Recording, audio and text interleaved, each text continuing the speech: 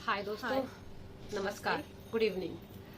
आपके साथ हम लोग लाइव जुड़ने का कोशिश किए थे इंस्टाग्राम पर कुछ टेक्निकल इशू के कारण हम नहीं जुड़ पाए। किस वजह से इंसोम्निया होता है हम लोगों के आज के दौरान? जिन लोगों को डिजीज है, जिन लोग मेडिकेशन पे है, उन लोगों की बात अलग है। उन लोग क्रॉनिक प्रॉब्लम है इंसोम्निया के।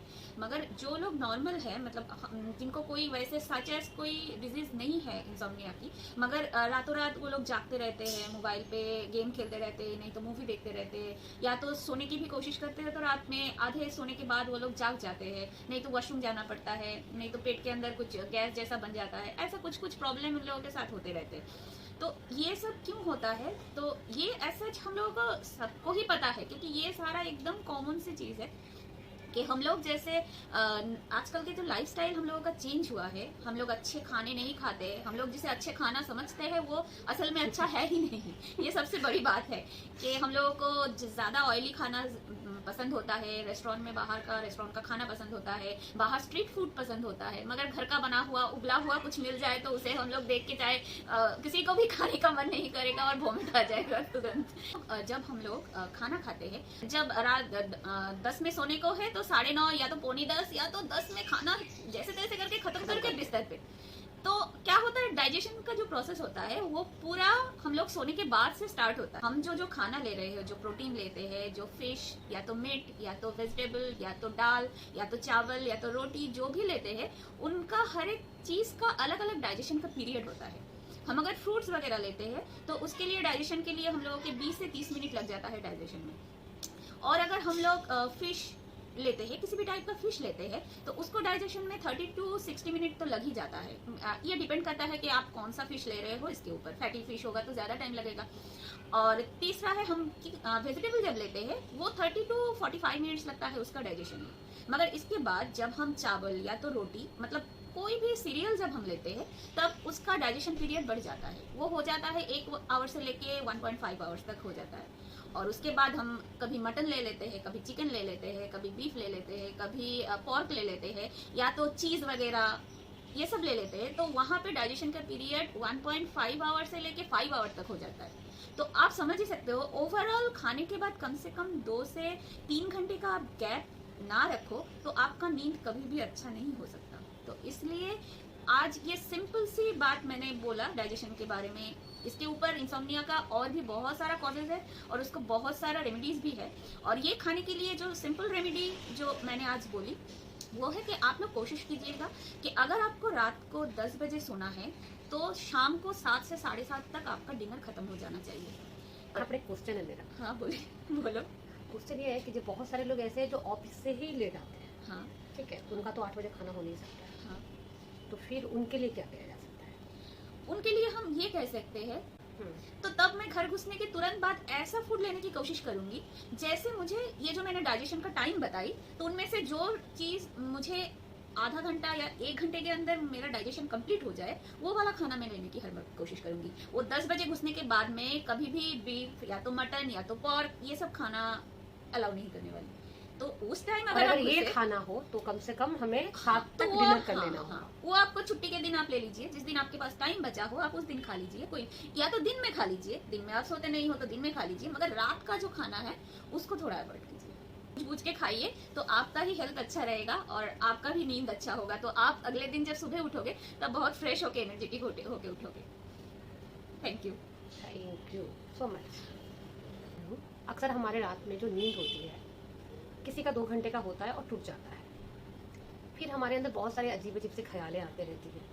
नींद नहीं आ रहा है, बहुत सारे टेंशन हो रहे हैं, कुछ ऑफिस का टेंशन हो जाता है, कुछ घर का टेंशन हो जाता है, जो भी बहुत सारे, उस कारण हम सो नहीं पाते हैं, बेचैनी बढ़ जाती है। तो हमारे पास, जानते हैं कि सबके पास ये मोबाइल अभी अवेलेबल है, तो साइलेंट टाइम पर आपको नींद नहीं आ रहा है, उसके लिए हम मेडिटेशन कर सकते हैं रात में ही। बहुत लोग बोलते हैं ना कि मेडिटेशन कौन से टाइम में करें, कब करें, तो आपके पास उस वक्त का साइलेंट का सबसे अच्छा तरीका मिलेगा। आप एक म्यूजिक लगा लें, सारे थॉट्स को आप सोच रहे हैं, सोचें, पर एक पॉजिटिव थिंकिंग के साथ। आपको लगता है कि ऑफिस में मेरा ये काम नहीं हुआ, बॉस ने मेरे को झाड़ दिया, चाहे बहुत कुछ मैंने गलत कर दिया, आपको उस वक्त सोचना है कि मैंने जो गलत किया था उसको मुझे कल उसको ठीक कर लेना है। उसको ठीक करने में मुझे कितना टाइम लग सकता है और क्या क्या करना चाहिए, आपकी सोच चेंज हो जाएगी।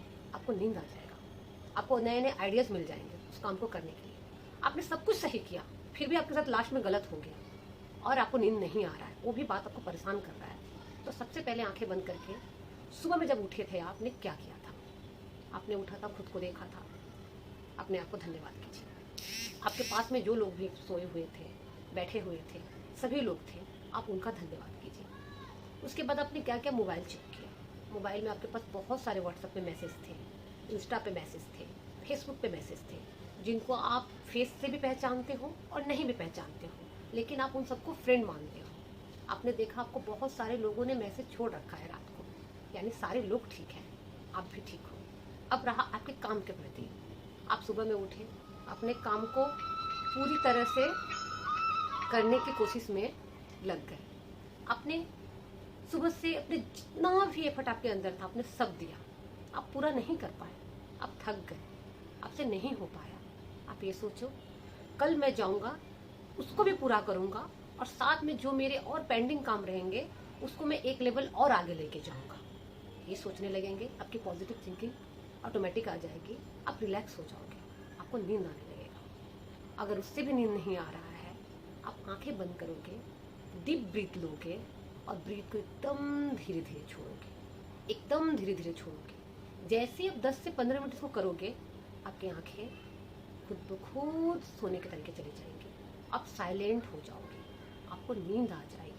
तो मेडिटेशन करना ये पर्टिकुलर ऐसा नहीं है कि हम किसी आसन में बैठ गए, किसी समाधि में बैठ गए। नहीं, हम लोग तो योग निद्रा में भी जा सकते हैं। योग निद्रा और में आजकल यूट्यूब के होते हुए और गूगल के होते हुए ऐसा नहीं है कि कुछ आपके हाथ के बाहर है, सब कुछ आपके वन क्लिक में ही है। जितने टाइम आपके पास हो, आपको लगता है कि हाँ इतने टाइम में दे सकती हूँ इसे, तो रात के सोने टाइम सिर्फ आप कान पे हेडफोन लगा के एक योग निद्रा का जिसका साउंड आपको अच्छा लगे वो वाला लगा के आप सो जाइए। Yes. और अगले दिन उठ के बोलिए कि आपको नींद रात को आया कि नहीं आया। हाँ, और सबसे पहले सोने के टाइम और उठने के टाइम अपने आप को धन्यवाद कीजिए, क्योंकि जब आप सो रहे हो आपने बहुत सारा स्ट्रगल को, काम को, अपने कर्म को, अपने खुद इस शरीर को, अपने अनुभवों को आपने महसूस किया है। आपने ये 24 घंटे का जर्नी में आपने 12 घंटा अपना कर्म किया है, तो सबसे पहला काम आपको खुद को धन्यवाद बोलना होता है। आप बोलिए, जब सुबह में उठते हैं आप फिर से अपने जर्नी पे जा रहे हैं, आपका शरीर सही रहे, इसके लिए भी आप धन्यवाद बोलना चालू कीजिए। ये क्या है, हम हर वक्त दूसरे के लिए सब कुछ करते हैं, अगर 2 मिनट हम अपने लिए धन्यवाद भी बोल लेना तो बहुत काफी है। आप बस इतना ही समझें और करें कि आपने सुबह में उठकर अभी तक का जो भी काम किया था आपने पूरा ही किया है। कुछ चीजें छूट गई हैं जिसको मैं कल पूरा करूंगा और उसको अच्छी तरह से करूंगा। बस इतना ही सोचकर आपको सोना है और इतना ही सोच के आपको हर रोज उठना है।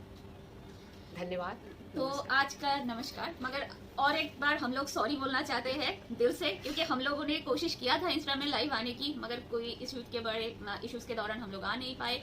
नेक्स्ट टाइम हम लोग इस टॉपिक के ऊपर ही बहुत सारा बातें करेंगे, क्योंकि बहुत कुछ छूट गया। हम लोगों ने सिर्फ थोड़ा सा ही पार्ट आपसे यहाँ पे डिस्कस कर पाए, मगर आप लोगों के भी कुछ सवालें थी जिसका हम लोग लाइव जवाब देना चाहते थे और हम लोगों के भी बहुत कुछ बोलने का था। तो आप लोग हम लोगों को फॉलो करते रहिए और आगे आप लोगों को इंटरेस्टिंग टॉपिक और भी मिलेगा।